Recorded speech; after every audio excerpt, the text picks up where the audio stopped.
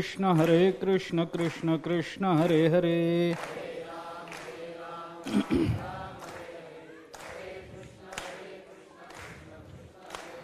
हरे राम राम राम हरे हरे हरे कृष्ण कृष्ण कृष्ण हरे हरे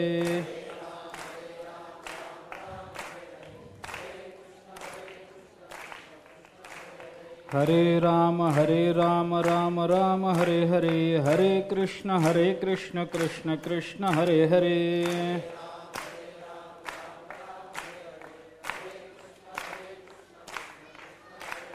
हरे राम राम राम हरे हरे हरे कृष्ण कृष्ण कृष्ण हरे हरे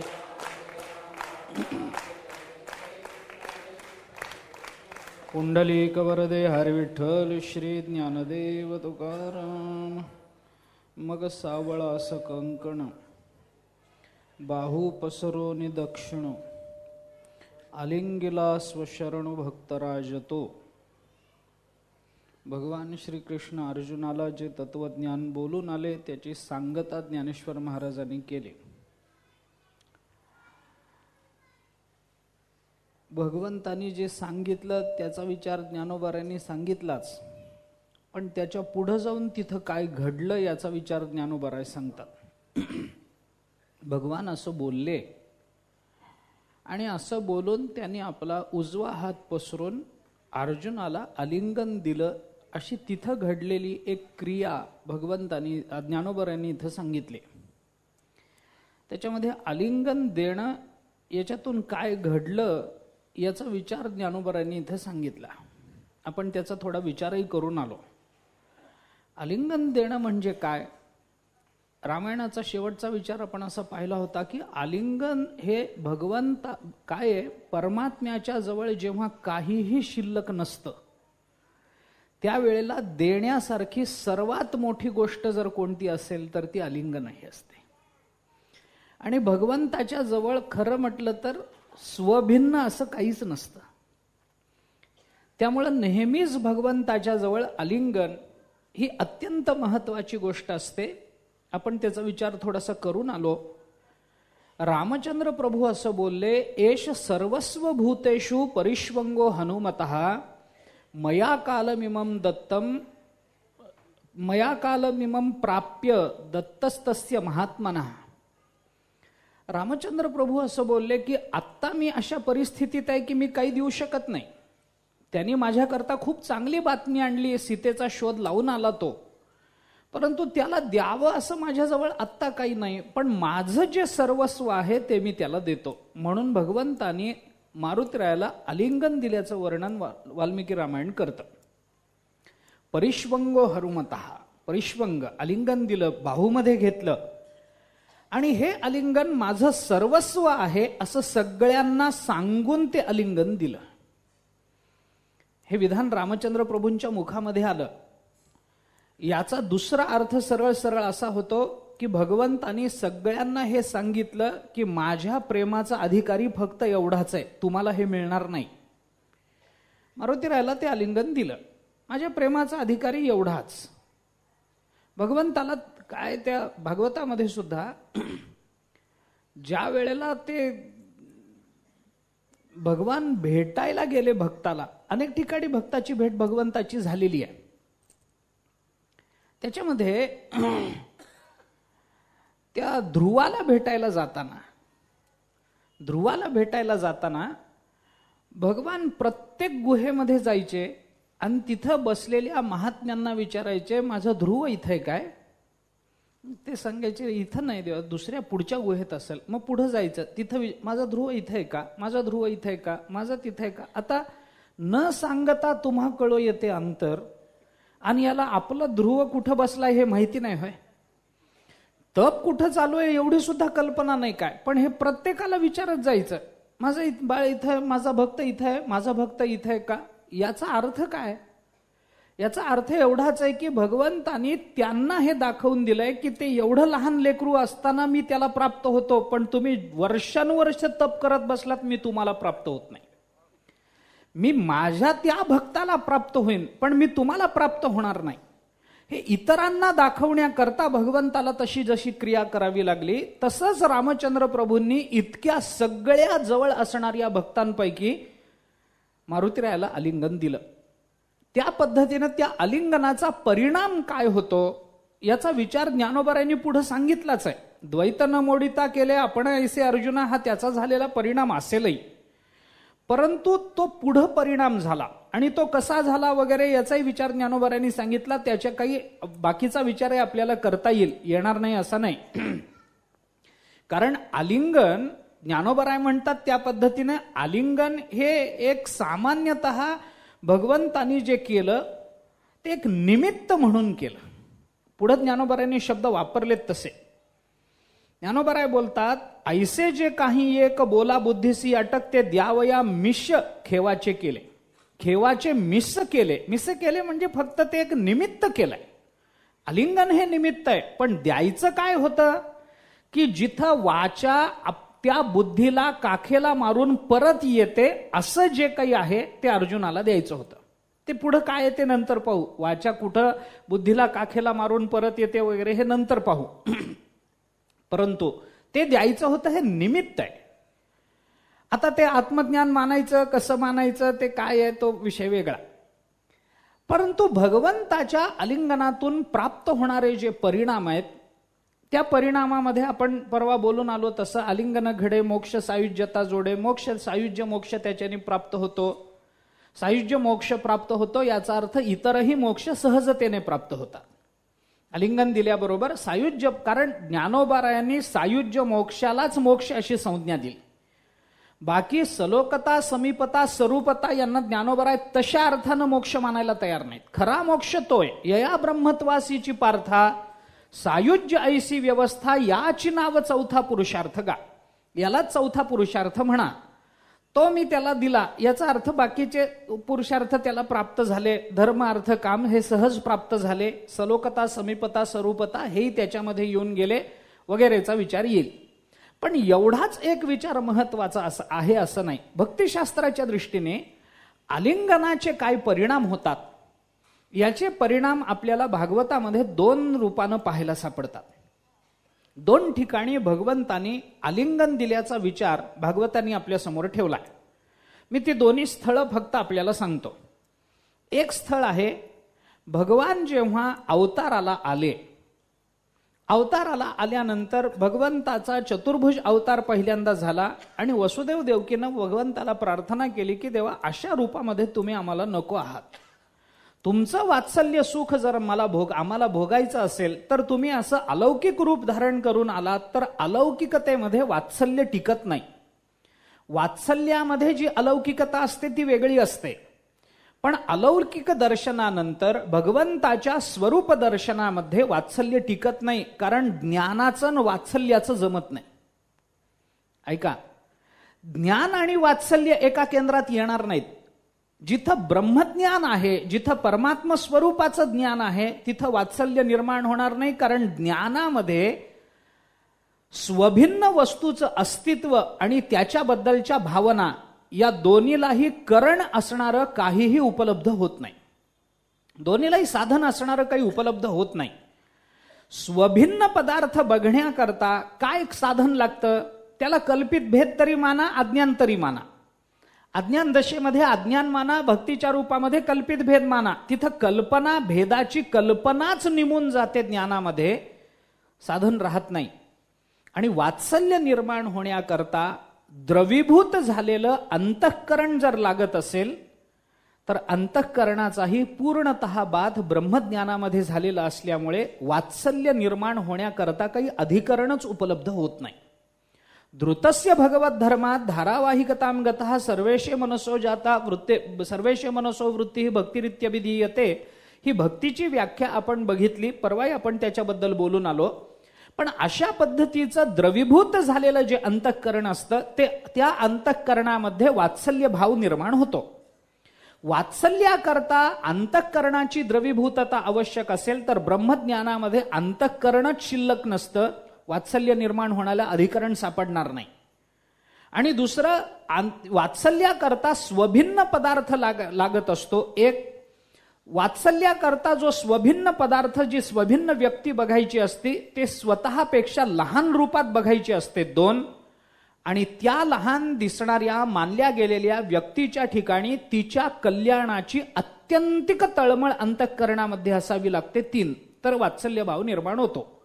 ब्रह्मज्ञानामध्ये स्वभिन्नता नाही, ब्रह्मज्ञानामध्ये जर बघायचं झालं तर लहान मोठेपणा हा भेद नाही, आणि ब्रह्मज्ञानामध्ये आत्मकल्याणानंतर अन्य कल्याणाच्या भावना निर्माणच होणार नाहीत, तर ब्रह्मज्ञान आणि वात्सल्य यांचं जमायचं नाही. भगवान असं चतुर्भुज आकार धारण करून प्रकट झाले. प्रकट झाल्यानंतर ते बुधवारचा दिवस होता, मध्यरात्रीची वेळ होती, अमकं झालं तमकं झालं, निशीथे तम उद्भूते जायमाने जनार्दने देवक्याम देवरूपिण्याम विष्णू सर्व गुहाशया, भागवतांनी सांगितलं. आपण कृष्ण जन्म साजरा करताना हा श्लोक म्हणतो नेहमी. अविरासित यथा प्राच्याम दिशेंदुरिव पुष्कलहा, असं बाहेरचं वातावरण सांगितलं, तिथलं वातावरण सांगितलं.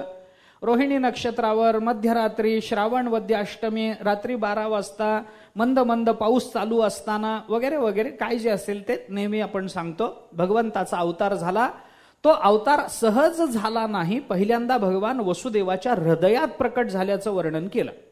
हृदयातले भगवान वैधी विद्येद्वारे देवकीच्या गर्भात टाकले गेले, गर्भातून भगवान प्रकटले. नामदेवराय बोलतात, अयोनी संभवनो हे काही श्रमी नामयाचा स्वामी प्रकटला. भगवान प्रकटले. प्रकटल्यानंतर आता अंतःकरणामध्ये प्रविष्ट झालेले भगवान चतुर्भुज असतील आणि तिथूनच देवकीच्या गर्भामध्ये जर ते गेले असतील तर तिथून प्रकट झाले, ते चतुर्भुजच प्रकट झाले.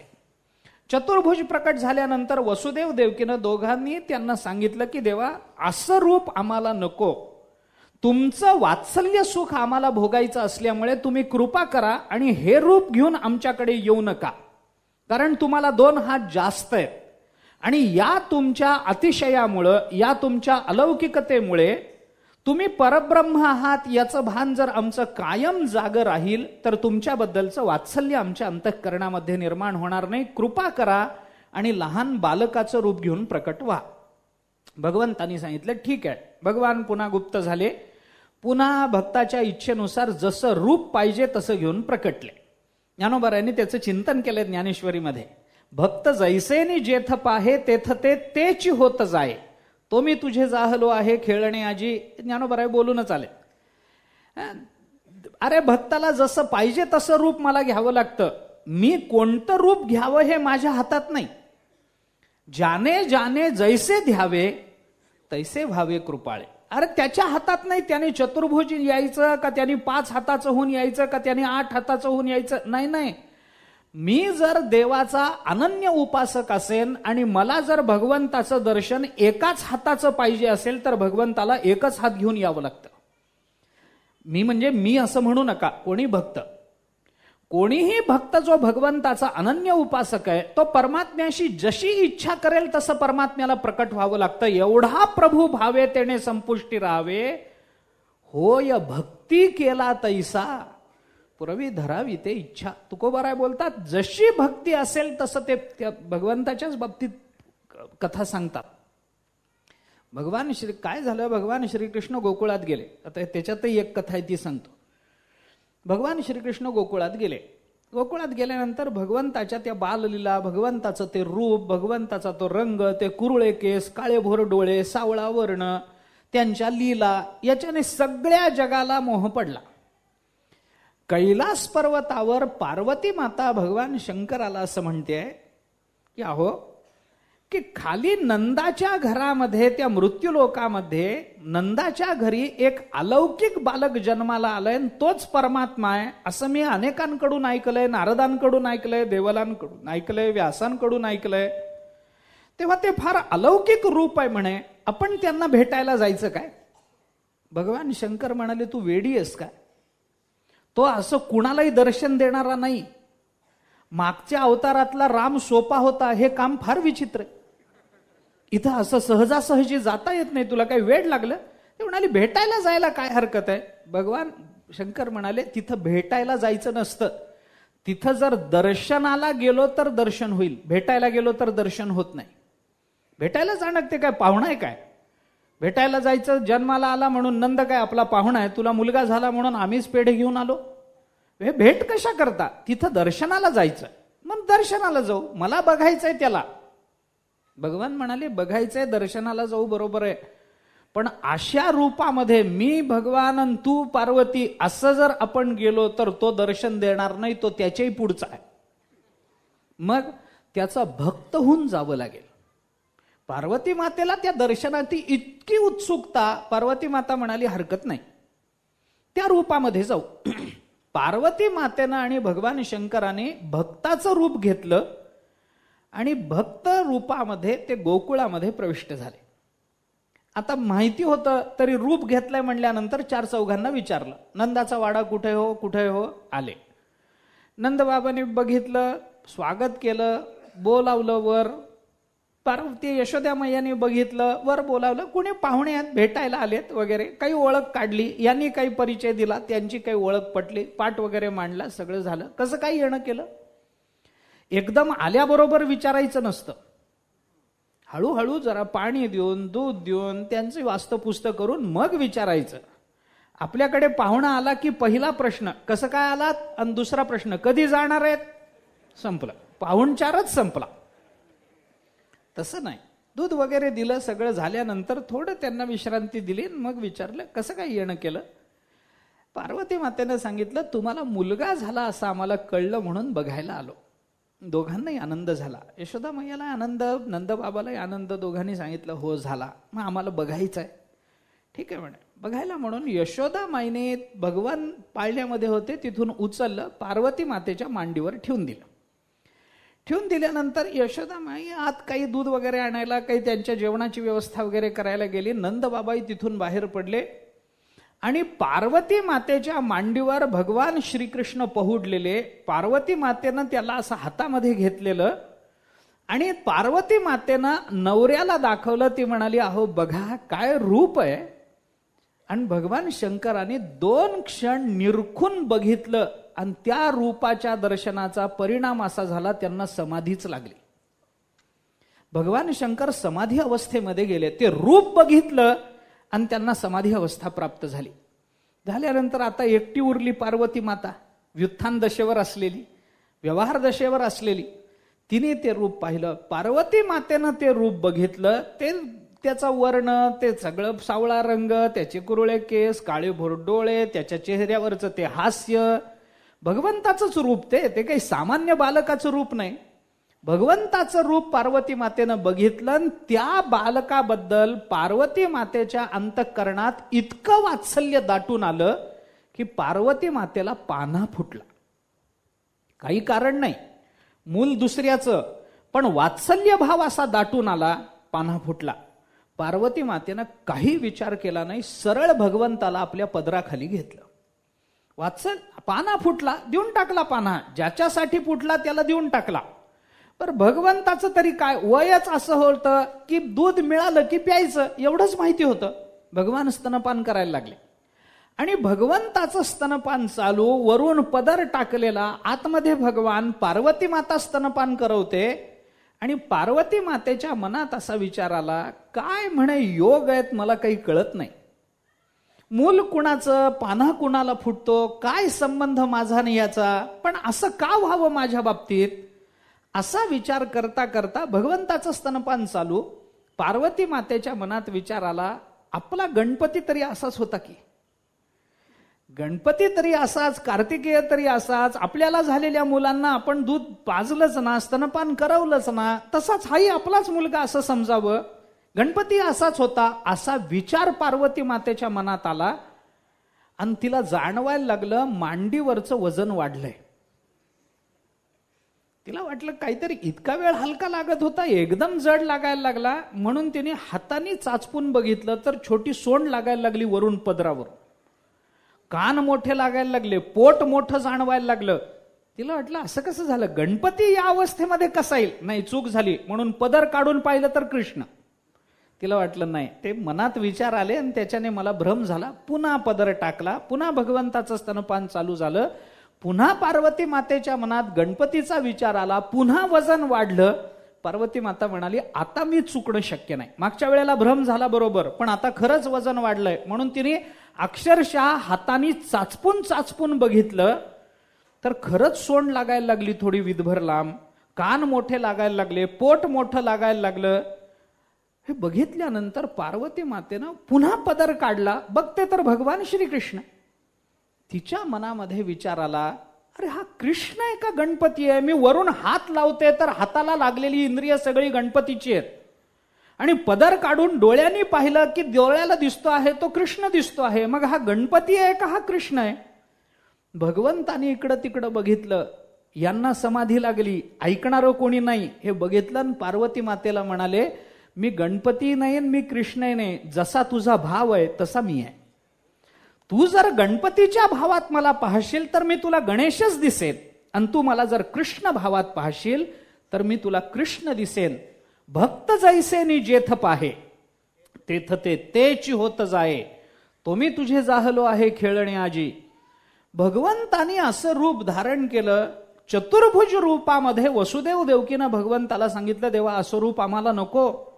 वात्सल्य भाव प्रकट व्हायचा असेल आणि वात्सल्य सुख भोगायचं असेल तर बालकाच्या रूपात प्रकट व्हा. भगवंतानी सांगितलं, ठीक आहे. सकीर्त्यमानः शीघ्रमेव आविर्भवती.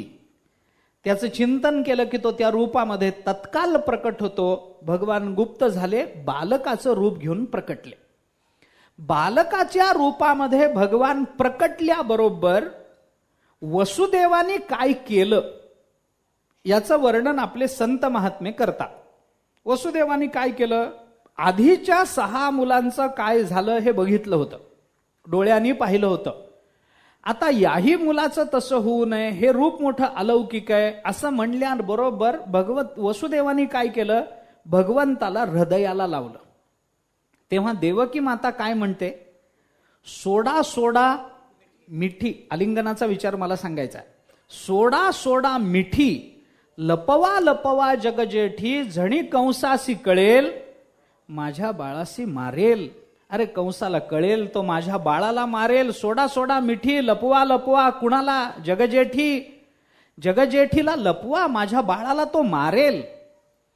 आता भगवंताला बघितल्याबरोबर भगवंताने वसुदेवाला आलिंगन देण्याची बुद्धी दिली, आणि वसुदेवाने भगवंताला आलिंगन दिलं किंवा भगवंताने वसुदेवाला दिलं, काही म्हणा.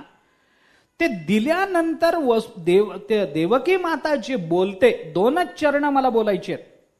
या 2 चरणाच्या मधलं एक चरण आहे जे संतांनी लिहिलेलं नाही, पण ते गृहीत धरावं लागतं. काय चरण आहे? सोडा सोडा मिठी, लपवा लपवा जगजेठी. पहिल्यांदा देवकी माता बोलताना काय म्हणाली की हा सोडा बाबा, याला मिठीतून बाजूला काढा आणि याला लपवा. कुणाला? जगजेठी असं म्हटलंय. म्हणजे हा परमात्मा आहे हे देवकीला तोपर्यंत माहिती होतं, बरोबर. वसुदेवाला मिठी देताना देवकीला याची जाणीव आहे की हा जगजेठी आहे, सगळ्या जगाचा जेठी मालक आहे, सगळ्या त्रैलोक्य साम्राज्याचा हा अधिपती आहे. याच्या सगळ्या आज्ञेवर या त्रैलोक्याचे खेळ चालतात. उत्पत्ती लय स्थिती वगैरेचा विचार होतो. तोच हा परमात्मा आहे, जगजेठी आहे, हे देवकी पहिल्यांदा बोलली. देवकी माता बोलल्यानंतर तेव्हा सोडा सोडा मिठी असं म्हणल्यात, त्यावेळेला अर्थातच भगवान वसुदेवाच्या मिठीत होते. मिठीचा त्या आलिंगनाचा परिणाम काय झाला? हृदया हृदय एक झाले, ये हृदयीचे ते हृदयी घातले. भगवंताने विचार केला, यांनी आपल्याला पहिल्यांदा प्रकट झालो तेव्हा गुप्त व्हायला लावलं, आणि आपल्याला बालकाचं रूप घेऊन प्रकट व्हा म्हटलं. कशा करता? वात्सल्य सुख भोगण्याकरता. मग भगवंतानी काय केलं? हृदयाला हृदय लागल्याबरोबर, वसुदेवाच्या हृदयाला हृदय लागल्याबरोबर भगवंतानी काय केलं? वसुदेवाच्या हृदयातलं ज्ञान काढून घेतलं, आणि तिथं त्याला अपेक्षित असणारं वात्सल्य ठेवून दिलं. ये हृदयीचे ते हृदयी घातले, त्याच्या हृदयातलं ज्ञान काढून घेतलं आणि त्याच्या हृदयामध्ये वात्सल्य ठेवून दिलं. वसुदेवाच्या आलिंगनामध्ये ज्ञान काढून घेऊन वात्सल्य ठेवलं, त्याबरोबर वसुदेवाच्या अंतःकरणामध्ये ज्ञान तिरोहित झालं आणि वात्सल्याचा प्रादुर्भाव झाला, वात्सल्य प्रकट झालं. देवकी वसुदेवाच्या ठिकाणी तसं झाल्यामुळे अर्ध अंग असणारी जी देवकी, तिच्याही ठिकाणी अर्थातच ते वात्सल्य प्रकट झालं. तिचंही ज्ञान तिरोहित झालं, वात्सल्य प्रकट झालं. वात्सल्य प्रकट झाल्याबरोबर देवकी माता पुढं असं म्हणते, झणी कंसासी कळेल माझ्या बाळासी मारेल. म्हणजे आधीचा जगजेठी आहे हे विसरलं गेलं आणि आता वात्सल्य प्रकट झाल्यामुळं माझं बाळ आहे असं वाटायला लागलं. आधीच्या चरणामध्ये देवकी माता जगजेठी म्हणून त्याचं परमात्म तत्व हे आहे हे सांगितलंय देवकी मातेने. हा जगजेठी आहे म्हणजेच हे परमतत्व आहे याचं आम्हाला भान आहे हे देवकी माता बोलते. पण नंतरच्या चरणामध्ये देवकी माता म्हणते, नाही नाही, जगजेठी नाही, माझ्या बाळासी मारेल. म्हणजे पहिलं चरण आणि दुसऱ्या चरणामध्ये भगवंतानी आपल्याला पाहिजे ते करून टाकलं. ये हृदयीचे ते हृदयी घातले. असं झालं की देवकीची भाषा बदलली. जगजेठी म्हणणारी देवकी माझ्या बाळासी मारेल म्हणते, याचा अर्थ ज्ञान तिरोहित झालं आणि तिथं वात्सल्य प्रकटलं. हा आलिंगनाचा एक परिणाम भागवतामध्ये आपल्याला दिसून येतो. एक दुसरं एक आलिंगन आपल्याला याच भागवताच्या याच दशमस्कंधामध्ये दिसून येतं. पुढं ज्या वेळेला अक्रूर आले, भगवंताला घेऊन गेले, तिथं चाणूर मुष्टिक वगैरे यांचं सगळं कुस्ती वगैरे झाली, मल्लयुद्ध झालं, त्याच्यामध्ये सगळे पराजित झाले. कंसाच्या अंगावर पृथ्वीचा भार घालून भगवंतानी कंसाचाही उद्धार करून टाकला. ते सगळं झाल्यानंतर सगळं झालं, उग्रसेन वगैरे तिथं आले, त्यांना राज्यावर बसवण्याचा विचार झाला आणि भगवान तिथं आखाड्यामध्ये खाली उभे असताना जे गोकुळातले गोपाळ ही सगळी मल्ल विद्या किंवा हा सगळं यज्ञ बघण्याकरता तिथं मथुरेमध्ये आले होते, त्यांना सगळं अरे आपल्या कान्होबाने केवढा मोठा पराक्रम केला असं म्हणून ते सगळे भगवंताच्या भोवती गोळा झाले. सगळे गोपाळ गवळणी जे जे तिथं बघायला आले होते ते सगळे भगवंताच्या भोवती गोळा झाले आणि भगवंताबरोबर त्यांच्या गप्पा सुरू झाल्या. काय कान्होबा, किती शक्ती तुझ्यामध्ये, अरे केवढे मोठे मल्ल ते, किती लीलया तू मारलेस, बरं झालं कंसाला तू मारलंस, तो फारच त्रास देत होता, चांगलं झालं उग्रसेनाला राज्यावर बसवलं. सगळी त्यांची चर्चा चालू होती.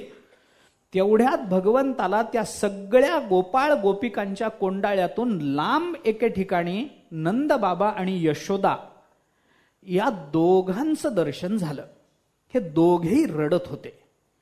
भक्तिशास्त्रातल्या एका भक्तानी असं चिंतन केलंय की भगवंताला ते अचानक दिसायचं कारण नव्हतं.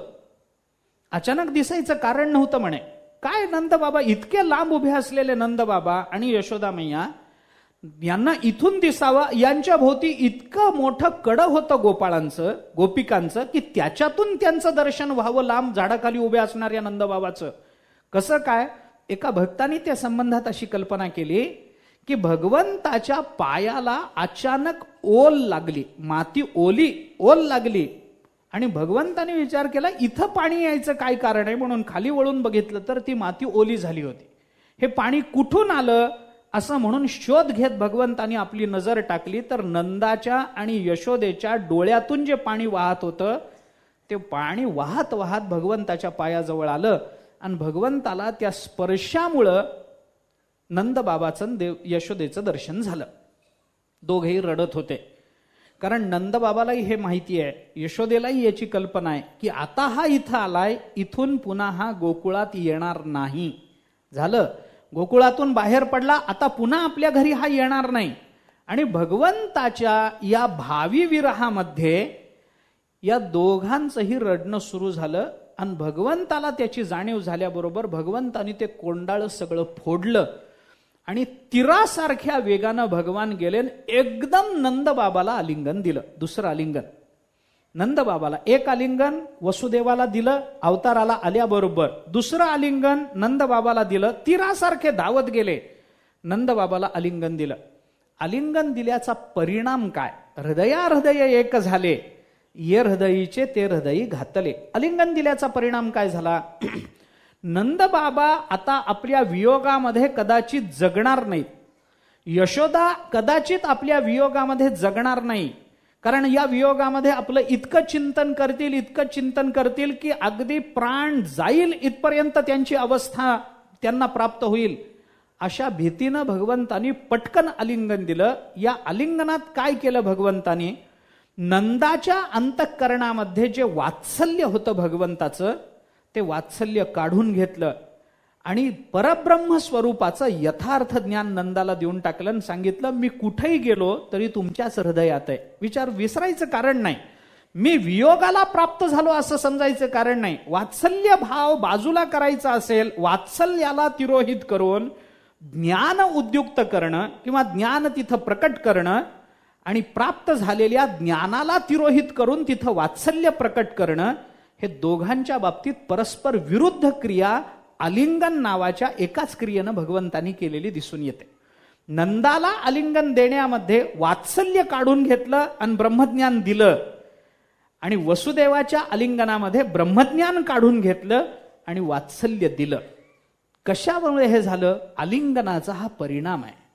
भगवान ज्ञानोबाराय बोलतात, भगवंतानी अर्जुनाला आलिंगन दिलं, तो सावळा सकंकणू बाहू पसरोनी दक्षिणो आलिंगिला स्वशरणो भक्तराज, तो भक्तराज भगवंतानी आलिंगिला, तो स्वशरण आलेला भक्तराज भगवंतानी आलिंगिला. कसा? बाहू पसरोनी दक्षिणो, आपला उजवा हात पसरून भगवंतानी अर्जुनाला आलिंगन दिलं. हे बोलताना आता दोन गोष्टीचा विचार फक्त सांगायचा काल परवा राहिला होता, नुसता उल्लेख करतो, पुढे चलतो. ऐका, काय कारणानं आलिंगनाचे परिणाम काय आहेत हा विषय अजून वेगळाच आहे. भगवंतानी आलिंगन कुणाकुणाला दिलं, कोणकोणत्या आलिंगनामध्ये काय काय काढून घेतलं, काय काय दिलं, त्या आलिंगनाचे परिणाम त्या त्या व्यक्तीवर काय झाले, हा प्रश्न भगवंताच्या आलिंगनात जिथं जिथं आलिंगन दिसतं तिथं तिथं आपण पाहू शकतो. भगवंतानी आलिंगन दिलं. आपण रामायणाचा विचार केला तर मारुतीरायाला जसं आलिंगन दिलंय तसं दुसरं एक आलिंगन आपल्याला रामायणामध्ये पाहायला सापडतं. ज्या वेळेला दशरथ राजाने रामचंद्र प्रभूंना सांगितलं किंवा कैकेयीनं सांगितलं, तुला वनवासात जायचं आणि राज्य भरताला मिळणार आहे, तर रामचंद्र प्रभू म्हणाले ठीक आहे. मग सीता मातोश्री बरोबर आल्या, लक्ष्मण बरोबर आले, हे सगळेजण बाहेर पडले, अयोध्या सगळी सोडायला आली. तिथून रामचंद्र प्रभूंनी तुम्ही परत जा म्हणून सांगितलं, तिथून पुढे आले वगैरे, हे सगळं झालं. त्यावेळेला भरत अयोध्येत नव्हते. मग काय झालं, मग ते भरत परत आले. त्यांना कळल्यावर मग पुन्हा ते आईवर रागावले वगैरे, सगळं झालं. आणि त्यांनी सांगितलं तसं चालत नाही, मी जातो आणि रामाला विनंती करून प्रार्थना करून परत घेऊन येतो आणि त्यालाच राज्य देतो. आता मला हे जर राज्य माझ्या बापांनी दिलंय तर या राज्यावर माझा अधिकार आहे. या राज्याचं काय करायचं हे ठरवणारा मी आहे. आईने काय वर मागून घेतले होते? रामाला 14 वर्षाचा वनवास आणि भरताला राज्य. रामचंद्र प्रभू वनवासामध्ये गेले, राज्य माझ्या नावावर झालं. आता हे राज्य माझं आहे का दशरथाचं आहे? माझं आहे. मग या राज्याचं काय करायचं मी ठरवीन. मी हे राज्य रामाच्या चरणी अर्पण करीन आणि सांगेन की रामा, हे राज्य तुझं आहे बाबा, तू जाणे हे राज्य जाणे, मला राज्य नको, पण भेटलं पाहिजे. म्हणून मग भरत रामचंद्र प्रभूंना भेटण्याकरता म्हणून निघाल्यानंतर तिथं गेले. तिथून पहिल्यांदा असं वाटलं की कोणीतरी शत्रू आक्रमण करून येतो आहे वगैरे वगैरे, मोठा विषय. ते झाल्यानंतर मग त्या भरत आहे हे कळल्यानंतर रामचंद्र प्रभूंना आनंद झाला. भरताला रामचंद्र प्रभूंनी तिथं आलिंगन दिल्याचा एक विचार तिथं येतो. आलिंगनाची स्थळं कुठे आहेत पहा तुम्ही. भरताला आलिंगन दिलंय, मारुतीरायाला आलिंगन दिलंय, सुग्रीवाला एकदा आलिंगन दिलंय. या आलिंगनाचे काही काही परिणाम आहेत. त्याच्यानंतर विभीषणाला एकदा आलिंगन दिल्याचं वर्णन रामायणामध्ये येतं. तसं भागवतामध्ये काही काही ठिकाणी आलिंगनाचा विचार आहे, महाभारतात काही ठिकाणी आलिंगनाचा विचार आहे आणि ज्ञानेश्वरीतही काही ठिकाणी आलिंगनाचा विचार आहे. त्याच्यातला हा एक विचार. भरताला आलिंगन दिलं. आलिंगन देण्यातून झालं काय? भरताच्या संबंधानं रामचंद्र प्रभूंनी आलिंगनातून अनेक गोष्टी सिद्ध केलेल्या आहेत असं वर्णन आपल्याला रामायणामध्ये दिसतं. थोडी टीका जर आपण पाहिली तर आपल्याला ते लक्षात येतं. भरत जे रामचंद्र प्रभूंना भेटण्याकरता म्हणून आले होते, त्यावेळेला त्यांच्या अंतःकरणामध्ये परमार्थाकरता नको असणारे 2 भाव उत्पन्न झाल्याचं वर्णन टीकाकारांनी केलंय. 2 भाव उत्पन्न झाले होते. कोणते 2 भाव? एक तर भाव निर्माण झाला होता स्वतःच्या मातेच्या संबंधानं, तोही त्याज्य होता, आणि स्वतःच्या पित्याच्या संबंधानं निर्माण झालेला जो भाव होता तोही त्याज्य होता. पित्याच्या संबंधानं भरताच्या अंतःकरणामध्ये जो भाव निर्माण झाला होता तो भाव चांगला नव्हता. भरत विचार करतात, अशा बापाच्या पोटी मी जन्माला यावं जो एका स्त्रीच्या अंकित गेला. स्त्री म्हणेल ते शब्द तो ऐकतो. स्त्री गाईले ऐकावे, स्त्रीरूप डोळा पहावे. ज्ञानोबांनी 16व्या अध्यायामध्ये आसुरी संपत्तीचं चिंतन करताना ही भाषा वापरली. त्याला स्त्रीचंच एवढं वेड लागलंय की त्या स्त्रीच्या नादामध्ये आपण काय करतो आहोत एवढा विवेकही माझ्या बापाला असू नये काय? अशा विवेकशून्य बापाच्या पोटी मी जन्माला आलो, वाईट वाटतं मला. दशरथाच्या संबंधानं भरताच्या अंतःकरणातली भावना ही अशा पद्धतीची निंद्य होती.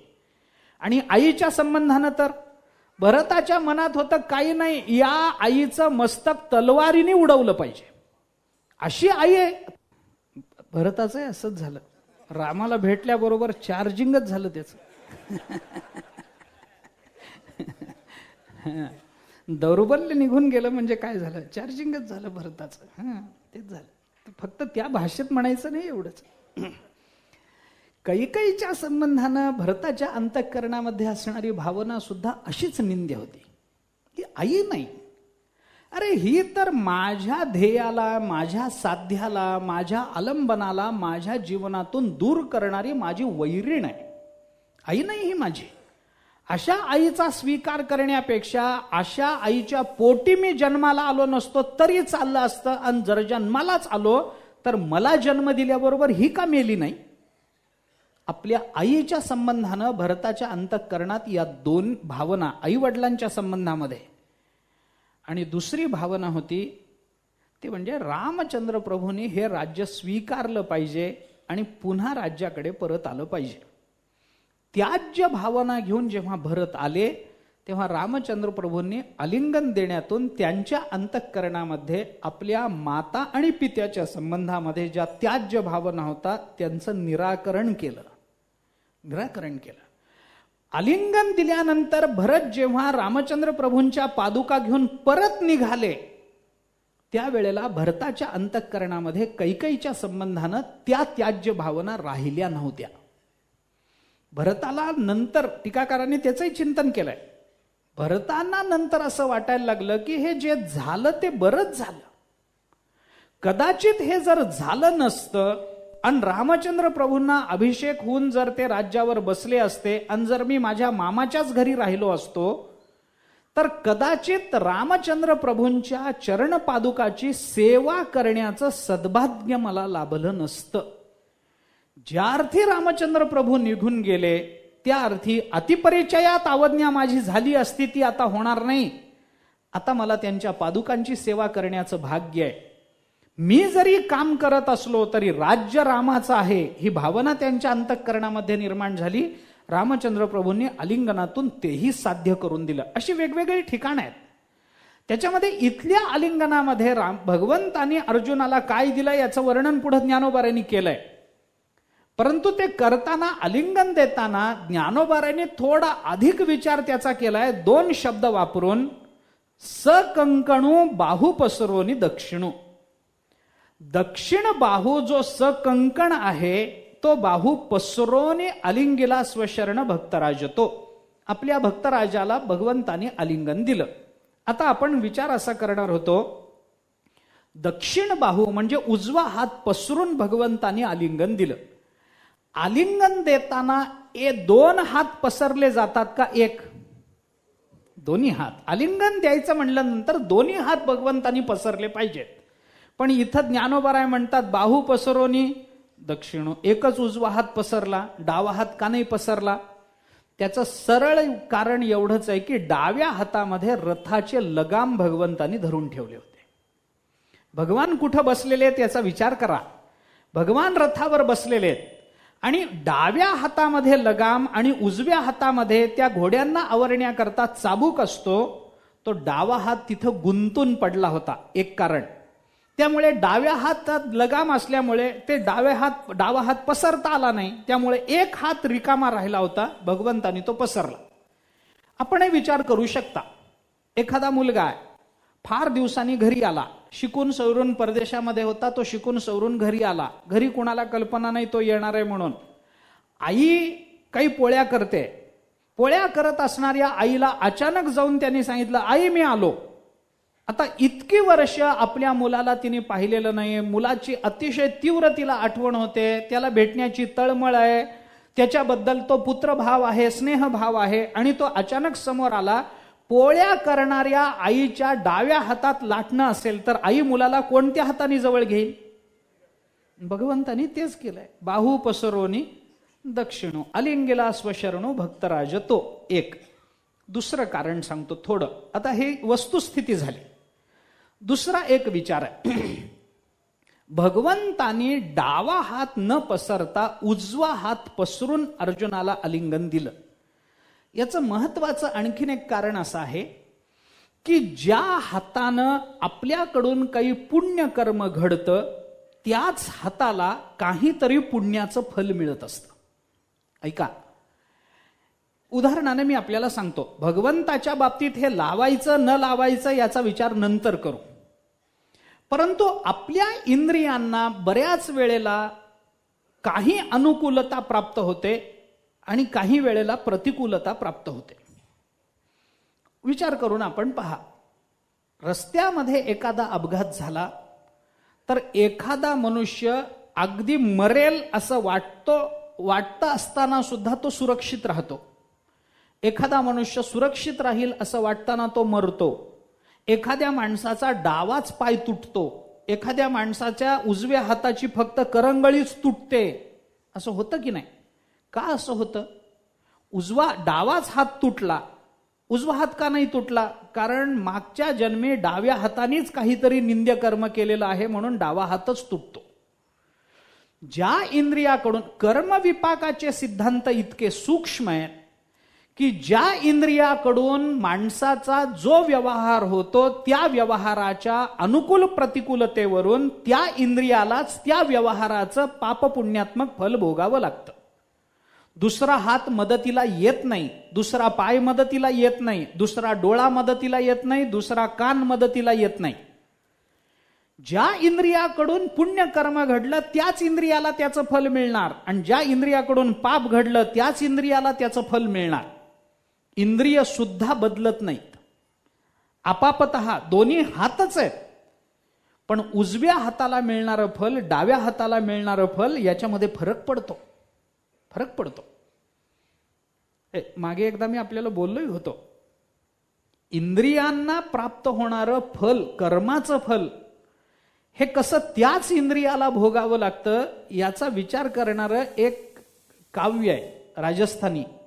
मागे मी बोललो होतो, आपल्याला आठवतं का नाही मला माहित नाही, मला थोडं आठवत आहे. एक राजस्थानी संत होते केशवराज नावाचे. त्या केशवराजांचं ते काव्य आहे. त्या काव्यामध्ये त्यांनी एक सामान्य असा दृष्टांत सांगितलाय, घटना सांगितली की एक पांथस्थ रस्त्यावरून चालला होता आणि जाताना उन्हाळ्याचे दिवस होते. आंब्याच्या झाडाला लागलेला पाडाचा आंबा त्यांनी खाली पडताना पाहिला. तो जवळ गेला, त्यांनी ते उचललं, खाल्ला. तेवढ्यात त्या आमराईचा मालक आला, त्यांनी त्याला मारलं आणि तो पांथस्थ रडला. इतकी साधी घटना आहे, पण त्यांनी ती ज्या पद्धतीनं मांडली ती फार गोड मांडली.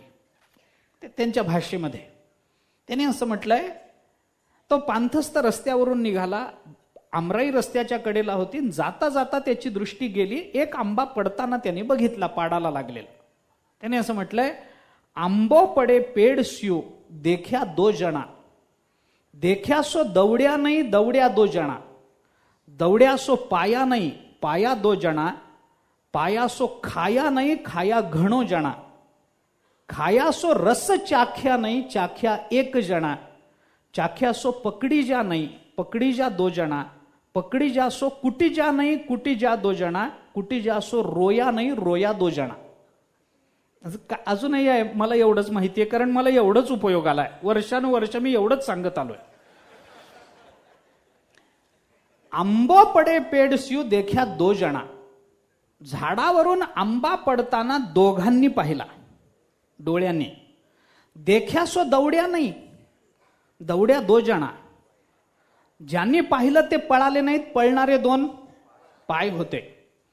दौड्या सो पाया नाही पाया दो जना, जे पळत गेले त्यांनी उचलला नाही, उचलणारे दोन वेगळे होते हात. पायासो खाया नाही, खाया घण 32 घण. ज्यांनी ते उचललं त्या 2 हाताने आंबा खाल्ला नाही, खाणारे 32 जण होते. दात ज्या 32 जणांनी तो खाल्ला, खायासो रस चाख्या नाही, चाख्या 1 जण. 32 जणांनी ते खाल्लं पण त्यांना चव कळली नाही. ज्यांना जिला चव कळाली ती एकच होती, जीभ. तेवढ्यात तो आमराईचा मालक आला. त्याने त्याला मागून येऊन एकदम असं पकडलं. रस चाख्यासो पकडी जा नाही, पकडी जा 2 जणा. त्याने मागे येऊन 2 खांदे असे धरले पळून जाऊ नये म्हणून. रस चाख्यासो पकडी जा नाही, पकडी जा 2 जणा. आणि त्याला फिरवून त्याने त्याच्या थोबाडीत ठेवून दिल्या. पकडी जा सो कुटी जा नाही, कुटी जा 2 जणा. त्यांनी पकडून त्याला मारलं. जे पकडले गेले त्यांनी मार नाही खाल्ला. मार खाणारे 2 वेगळे होते. गाल. कुटी जा सो रोया नाही, रोया 2 जणा. ज्यांनी मार खाल्ला ते रडले नाहीत, रडणारे 2 वेगळेच होते. डोळे. म्हणजे काय झालं, ज्यांनी पाहिलं त्यांनाच रडावं लागलं. ज्या इंद्रियांनी पाहण्याचं कर्म केलं त्याच इंद्रियांना रडण्याचं फल भोगावं लागलं. त्या कर्माचा परिणाम तेच इंद्रिय भोगतं, इतर इंद्रिय भोगत नाही. उजव्या हात पसरून भगवंतानी आलिंगन दिलं, डावा हात पसरून आलिंगन दिलं नाही. कारण आत्तापर्यंत भगवंतानी कुणालाही डाव्या हाताने दान दिल्याचं वर्णन आलं नाही. दानासारखं पवित्र कर्म भगवंतानी उजव्याच हाताने केलं आणि त्यामुळे त्या उजव्या हाताला अर्जुनासारख्या भक्तराजाला आलिंगन देण्याचं भाग्य लाभलं. हे सांगण्याकरता भगवंतानी उजवा हात पसरला, हे ज्ञानोबराय बोलतात. आपण विचार करा, भावार्थ रामायणामध्ये युद्धकांडात या उजव्या आणि डाव्या हाताचं भांडण सांगितलंय नाथ महाराजांनी. आपण पहा, भावार्थ रामायण फार गोड आहे. जरा धाडसानं विधान करतो मी, धाडसानं करतो. मला माहित नाही कोणत्या अर्थाने तुम्ही घ्याल, पण धाडसानं विधान करतो. जगात जेवढी केवढी रामायण उपलब्ध आहेत त्याच्यात सगळ्यात गोड रामायण भावार्थ रामायण. मी केवळ सांप्रदायिक अभिनिवेशानं बोलतो असं समजू नका, पण वस्तुस्थिती हीच आहे. जेवढी कोणतंही रामायण असू दे, त्या सगळ्यात गोड रामायण जर कोणतं असेल तर ते नाथ महाराजांचं आहे. किती बारकावे सांगावेत, किती. युद्धकांडामध्ये मला इतरांचं रामायण गोड नाही असं म्हणायचं नाही, पण नाथ महाराजांचं अधिक गोड आहे एवढंच. गीतेवरच्या जेवढ्या केवढ्या टीका आहेत त्याच्यात सगळ्यात गोड टीका कोणती हो? काय विषय आहे का ह्याच्यामध्ये? काही कुणाच्या मनात दुसरा विचार तरी आला का? याचा अर्थ शंकराचार्यांची टीका चांगली नाही काय? याचा अर्थ शंकरानंदी चांगली नाही, याचा अर्थ मधुसूदनी चांगली नाही, याचा अर्थ नीलकंठी चांगली नाही. कोणती टीका? अरे सगळ्यात चांगल्या आहेत, पण ज्ञानोबरायांची विशेष गोड. तसंच आहे. झालं ते युद्धकांडामध्ये या 2 हाताचं भांडण सांगितलंय. काय ते रावणाच्या समोर रावण आणि रामचंद्र प्रभूंचं युद्ध सुरू झाल्यानंतर रामचंद्र प्रभूंचा उजवा हात आणि डावा हात यांच्यात भांडण लागलं म्हणे. काय तो काही विनोद निर्माण करण्याचा प्रसंग आहे काय? पण नाथ महाराजांनी तिथं विनोद केला. ते डावा हात उजव्या हाताला असं म्हणाला, तू काय स्वतःला मोठा समजतोस रे? मी पुण्यवान, मी पुण्यवान, माझ्या हातून दान घडलं, माझ्या हातून हे घडलं, माझ्या हातून ते घडलं. काय स्वतःला पुण्यवान समजतोस? अरे मी आहे म्हणून तुझ्या कर्तृत्वाला किंमत आहे. कुणालाही मारताना तलवारीने मारायचं असेल तर मी जाऊन केस त्याचे पकडतो म्हणून तू उजव्या हाताने तलवार चालवून त्याचं मुंडकं उडवतोस. काय तुझं कर्तृत्व आहे? मी जर पकडलं नसतं तर मुंडकं उडवायची काय ताकद होती काय तुझ्यामध्ये? काय नाही. हे सगळं माझ्यामुळं तुझं चाललंय. मी भांड धरतो हातामध्ये म्हणून तुला दान देणं शक्य होतं. दान पात्र मी हातात धरतो म्हणून तू दान करू शकतोस. मी जर दान पात्रच हातात धरलं नाही तर कुठलं दान देणार आहेस? तुझं सगळं खोटं आहे. मी आहे म्हणून सगळं व्यवस्थित आहे. तू स्वतःचा अभिमान मिरवू नकोस. आत्ता सुद्धा तू बघ, मी धनुष्य हातात धरलंय म्हणून तू बाण चालवू शकतोस. धनुष्य कोणत्या हातात? डाव्या हातात धरावं लागेल, उजव्या हाताने बाण चालवता येईल. मी धनुष्य धरलंय म्हणून तू बाण चालवू शकतोस. मी जर धनुष्य धरलं नसतं तर तुझ्या बापाच्याने रावण मेला नसता. असं नाथ महाराज म्हणले नाहीत, ते सांगायचंय मला. इतकं बोलले नाहीत, म्हणजे या अर्थाचं बोलले. मी करतो, मी धनुष्य धरतो म्हणून बाण चालवणं शक्य होतं, नाहीतर काय बाण चालवून रावण मेला असता? काही नाही, तुझं काही कर्तृत्व नाही. आत्ता सुद्धा तू बघ, आत्ता सुद्धा, या क्षणी सुद्धा तू बघ, मी धनुष्यबाण धरलंय आणि शत्रू बरोबर युद्ध करताना मी पुढे आणि तू मागे मागे मागे सरकत चाललास. तू लाज वाटत नाही तुला? मी बघ कसा धनुष्य पुढे धरावं लागतं. धनुष्य बाण लावल्यानंतर त्याची प्रत्यंच्या मागे ओढताना हात मागे येतो की नाही, उजवा हात. आत्ता सुद्धा तू बघ, शत्रूच्या समोर मी पुढे गेलो आणि तू मात्र मागे मागे मागे सरकत चाललास. आता काय रामाच्या कानाच्या मागे जाऊन लपतोस काय? इतकी शत्रूची भीती असेल तर येतोस कशाला रे युद्धभूमीवर? डावा हात उजव्या हाताला म्हणतोय. उजवा हात म्हणाला, मूर्खस, कळत नाही तुला. कारण काय आहे, तुला अधिकारच नाही ना रे. तुला कामच असं दिलंय की तुझी बुद्धी अशीच विपरीत चालणार. डाव्या हाताचं काम शौचाधिकारी कृत, तुला शौचाचा अधिकारी केलाय. त्याच्यामुळे तू काहीच, तुझा विचारच असा आहे, तुझे गुणच इतके तमोगुण आहेत वाढीव की तू दुसरा विचारच चांगला करू शकत नाहीस. मी जे मागे मागे चाललोय ना बाबा, ते रामाच्या मागे लपायला चाललो नाही. मी फक्त रामाच्या कानात एवढं विचारायला चाललोय की एकाच बाणाने संपवायचंय का अजून पुढे काही करायचंय, एवढं विचारण्याकरता मी रामाच्या मागे चाललो, कानाजवळ चाललो. मी काही सामर्थ्य संपन्न नाही असं समजू नको. उजवा हात आणि डावा हात याच्यातला उजवा हात पसरून भगवंतानी अर्जुनाला आलिंगन दिल्याचं वर्णन ज्ञानोबराय करतात.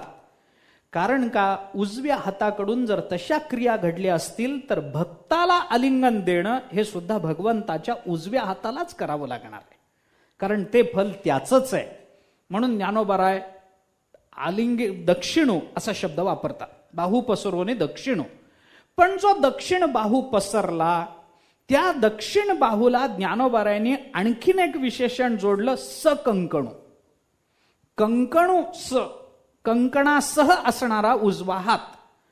आता ह्याच्यामध्ये कंकणाचा काय संबंध आहे? मी डोकं खाजून परेशान आहे, संगती लागत नाही. कशा करता बरं? कुणी काही त्याच्यावर भाष्य केलं नाही. सकंकणू म्हणजे काय?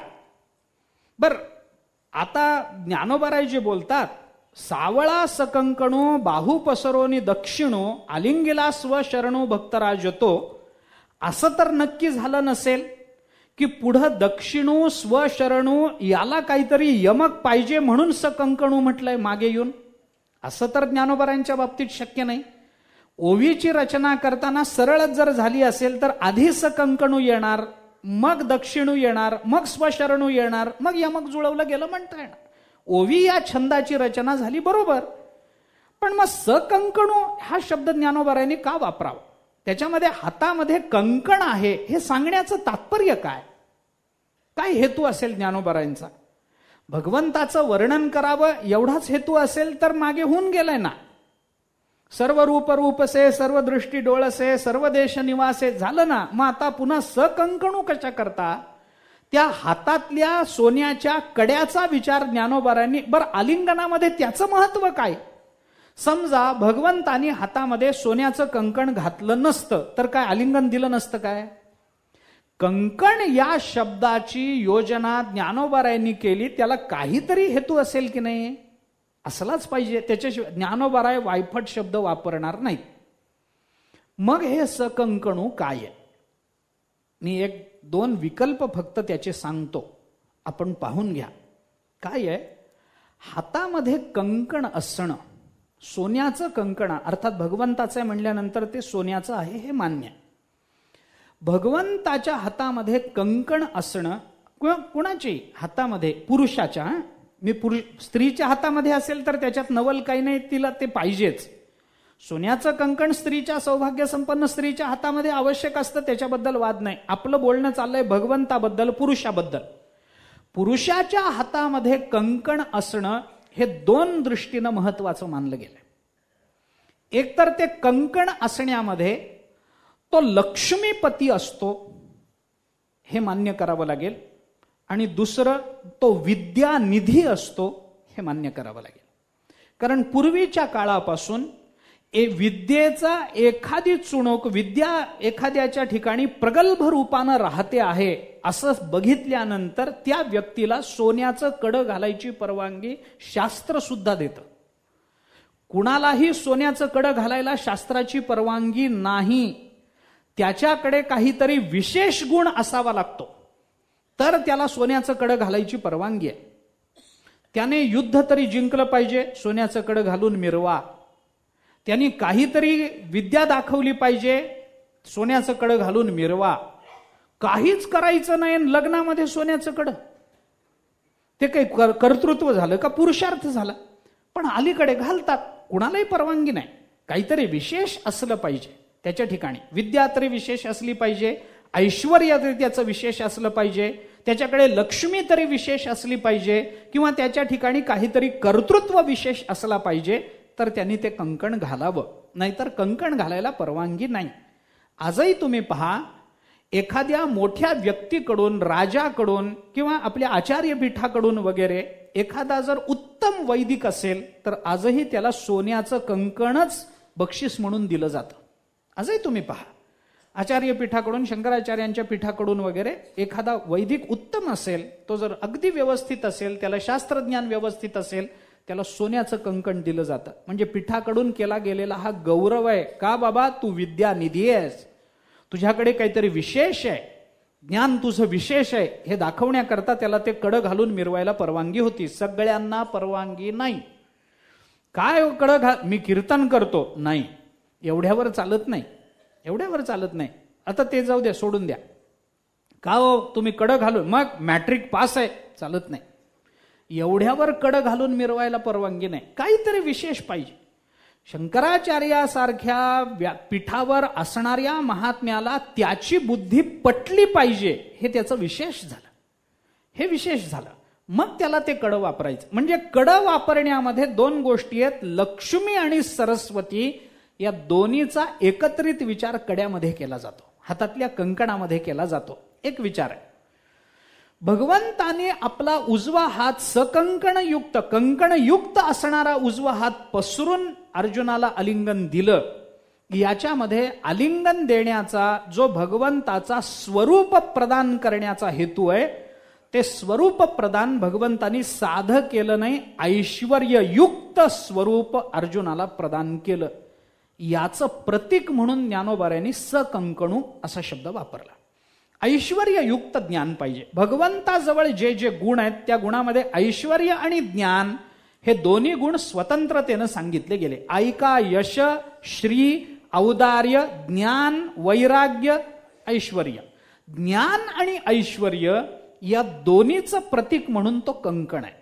आणि तो कंकण हातामध्ये असणारा परमात्मा म्हणजे षडगुण ऐश्वर्य संपन्न परमात्मा, तो परमात्मा आपला उजवा हात पसरून अर्जुनाला आलिंगन देतो. याचा अर्थ या गुणांचं प्रदान अर्जुनाला तो करतो आहे. हा आलिंगनाचा परिणाम एका अर्थानं सकंकण या पदातून ज्ञानोबाऱ्यांनी सांगितला.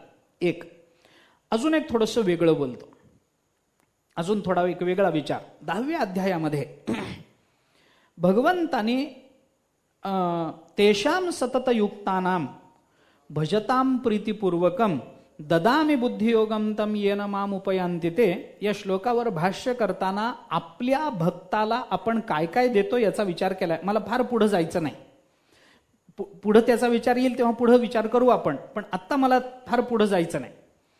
तिथं माझ्या भक्ताला मी जे देतो ते चांगलंच असलं पाहिजे असा विचार भगवंतांनी सांगितलं. जे मी देतो मग तया जे आम्ही काही द्यावे अर्जुना काही, जे काही आम्ही त्या आमच्या भक्ताला देऊ ते चांगलंच असलं पाहिजे. देवाला दिली जाणारी वस्तू चांगलीच असली पाहिजे. शबरीनं बोरं खाल्ली, काय कशामुळे खाल्ली? देवाला जे द्यायचं ते चांगलंच असलं पाहिजे, उत्तम दर्जाचं असलं पाहिजे, तरच ते देवाला द्यावं. उच्चिष्ट देवाला देऊ नये. फुलं देवाला समर्पित करायची तर झाडावरून तोडलेली फुलं तशी देवावर समर्पित केली पाहिजेत. आपण वास घेऊन देवाला वाहायची नाहीत. मग ती फुलं उष्टी झाली आपली. आपली उष्टी फुलं देवाला कशी द्यायची? चालत नाही. शबरीचा भाव वेगळा, काय जो असेल तो, मला त्याच्याबद्दल बोलायचं नाही. पण देवाला जे द्यायचं ते चांगलंच असलं पाहिजे. देवाला तसं देव भक्ताला जे देतो, आपल्या प्रिय भक्ताला जे देतो ते चांगलंच असलं पाहिजे, चांगलंच. आता चांगलं असलं पाहिजे. भक्ताला दिलेलं जर जे द्यायचं आहे ते जर सालंकृत असावं, तर भगवंताने विचार केला आपला उजवा हात अर्जुनाभोवती वेढला जाणार असेल तर आपला अर्जुन हा कोणी सामान्य भक्त आता राहिला नाही, तो माझा प्रिय भक्त झाला, तो भक्तराज झाला. मग जर भक्ताच्या ठिकाणी हा राजयोग दाखवायचा असेल तर साधा हात कसा चालेल, त्याला कंकणयुक्त हात पाहिजे. म्हणून भगवंतानी त्यावेळेला हातामध्ये कंकण धारण केलं. सकंकणू असा एक विचार आपल्याला करता येतो. आणखीन एक कल्पना सांगतो. आता हे काही आपल्याला संबंधानं लावता येईल. एक कल्पना फक्त सांगतो. सकंकण का म्हटलं याची. काय झालं, भगवंताने अर्जुनाला गुह्य ज्ञान दिलं. एक कल्पना आहे बरं, काही गंमत म्हणून घ्या, फार त्याचा गांभीर्यानं विचार करू नका, गंमत म्हणून ही कल्पना ऐका. भगवंताने अर्जुनाला गुह्य ज्ञान दिलं. हे ज्ञान गुह्य आहे हे भगवंतानी वारंवार सांगितलं. इति गुह्यतमं शास्त्रमिदं उक्तं मया नघ एतद् बुद्ध्वा बुद्धिमान् स्यात् कृतकृत्यश्च भारत. गुह्य ज्ञान आहे सांगितलं. या गुह्य ज्ञानाचं महत्व सांगताना ज्ञानोबारांनी असं वर्णन केलंय की भगवान हे गुह्य ज्ञान कुणालाही द्यायला जात नाही. कुणाला देतात ते आपल्या प्रिय भक्तालाच फक्त हे देतात, इतरांना कुणालाही देत नाही. कुणाला देत नाहीत हे सांगताना ज्ञानोबारांनी शब्द काय वापरले, जे न सांगे पितया वसुदेवासी, जे न सांगे माता देवकीसी, जे न सांगे बंधू बळीभद्रासी, ते गुह्य अर्जुनेशी बोलत. ते अर्जुनाबद्दल बरोबर भगवान बोलले. पुढची ओवी मला महत्वाची. लक्ष्मी एवढी जवळीक परी तीही न देखे या प्रेमाचे सुख. आहे की नाही, पुढचं सोडा, माझा मुद्दा इथपर्यंतच आहे. परी तीही न देखे या प्रेमाचे सुख. झालं काय की भगवान आणि अर्जुन या दोघांमधलं प्रेम, ते गुह्य तत्वज्ञान हे भगवंताने आई वडील भाऊ तर सोडून द्या, पण लक्ष्मी जी अखंड भगवंताच्या चरणाजवळ आहे तिला सुद्धा ह्या प्रेमाचं गुह्य आणि अर्जुनाचं प्रेम हे दोन्ही कळलं नाही. भगवंतानी सांगितलं नाही अर्जुन किती प्रिय आहे, माझा भक्त कसा आहे, भगवान कधी बोलले नाहीत. पण ते गुह्य अर्जुनाला सांगायचं होतं. म्हणून भगवंतानी बऱ्याच वेळेला काय केलं की लक्ष्मी सुद्धा आपल्यापासून लांब केली. मिया लक्ष्मी डावलोनी केली परवती, फेडोनी कौस्तुभ घेतला हाती. लक्ष्मी डावलोनी परवती केली, कौस्तुभ फेडोनी हाती घेतला, हे ज्ञानोबाराय बोलतात. आणि ती लाथ वाहण्याकरता जागा उपलब्ध करून दिली भृगु ऋषीला वगैरेचं चिंतन आहे. ते सगळं झालं. मला बोलायचा उद्देश एवढा, हे जे कंकण आहे की नाही, हे कंकण कसं आहे, देवाच्या हातातलं कंकण ॲल्युमिनियमचं असेल, देवाच्या हातातलं कंकण पितळ्याचं असेल, स्टीलचं असेल, कशाचं असेल, सोनं. धातूतला उत्तम धातू कोणता, सोनं. सोन्याचं कंकण आहे. सोनं म्हटलं की लक्ष्मी आली. म्हणून भगवंताच्या उजव्या हातातलं कंकण ही लक्ष्मी आहे. भगवंताच्या नित्य सन्निध असणारी ही लक्ष्मी भगवंताच्या हातातल्या कंकणाच्या रूपाने तिथं उपस्थित आहे. भगवंताने उजवा हात पसरला. याच्यामध्ये केलं काय, झालं काय, हे अर्जुनाचं गुह्य भगवंतानी इतरांना दिलं नव्हतं, अर्जुनाला देऊन झालं. आलिंगन दिलं, ये हृदयीचे ते हृदयी घातले. झालं आलिंगन देण्यातून, सगळं करण्यातून ते झालं. ज्ञान अर्जुनाला दिलं. आणि देऊन झाल्यानंतर लक्ष्मी मातेनं भगवंताजवळ अशी तक्रार केली की देवा, भक्ता करता तुम्ही मला बऱ्याच वेळेला दूर लोटता. भक्ता करता ते गुह्या करता, ते गुह्य आपल्या भक्तालाच सांगावं याच्याकरता तुम्ही मला बाजूला करता. पण आता ते गुह्य जर भक्ताला सांगून झालेलं असेल तर ते गुह्य ज्याला प्राप्त झालंय ते गुह्य काय आहे हे मला दाखवायला काही अडचण आहे का? तुम्ही ज्या प्रयोजनाने मला दूर केलं ते प्रयोजन सिद्धीला गेलंय. आता सगळं झाल्यानंतर तरी का होईना, पण मला जर ते दाखवलं का बाव कुणाला तुम्ही हे गुह्य दिलं, कोण आहे तुमचा अंतरंग, या प्रेमाचं सुख मला सुद्धा तुम्ही दाखवलं नाहीत कधी. इतके प्रेमाचं सुख भोगणार आहे कोण, मला एकदा तरी तुम्ही दाखवा. आणि ते दाखवण्याकरता म्हणून भगवंताने आपला उजवा हात कंकणयुक्त हात पसरला आणि हातातल्या लक्ष्मीला दाखवलं, तुला दूर करून मी ज्याला जवळ करतो तोच आहे, दुसरा कोणी नाही. सकंकणू म्हणण्याचं कारण काय? त्याच्यातली कंकण, सकंकण म्हणण्यामध्ये लक्ष्मी, म्हणून मी म्हटलं ही एक कल्पना आहे, याला प्रमाण नाही कुठं, ही एक सामान्य आपण माणसाने केलेली कल्पना आहे. कंकणयुक्त म्हणजे लक्ष्मी सह असणारा भगवंताचा तो उजवा हात. त्या उजव्या हातानं भगवंतानी अर्जुनाला आलिंगन दिलं आणि आलिंगन दिल्यातून ज्ञानोबाराय पुढे बोलताना बोलतात की अशा पद्धतीनं ते आलिंगन दिल्यानंतर न पवता जयाते काखे सुनी बुद्धीते बोलणे मागवते ओसरले. न जयाते न पवता, ज्याला प्राप्त न होता वाचा बुद्धीला काखेला मारून परत फिरते, असं जे तत्व आहे ते तत्व अर्जुनाला देण्याकरता म्हणून ऐसे जे काही एक बोला बुद्धीसीही अटक ते द्यावया मिख खेवाचे केले. अर्जुनाला आलिंगन देण्याचं निमित्त काय? निमित्त कशा करता, आलिंगनाचं निमित्त कशा करता केलं की ज्याला पाहण्यात विना वाचा सुद्धा बुद्धीला काखेला मारून परत फिरते, असं तत्व अर्जुनाला द्यायचं होतं, म्हणून आलिंगनाचं निमित्त भगवंतानी केलं. गंमत आहे, वाचा बुद्धीला काखेला मारून परत फिरते असं तत्व कोणतं? जिथं वाचाही पोचत नाही, जिथं बुद्धीही पोचत नाही, ते काय आहे याचा विचार आपल्याला करता येईल, प्रश्न नाही त्याचा.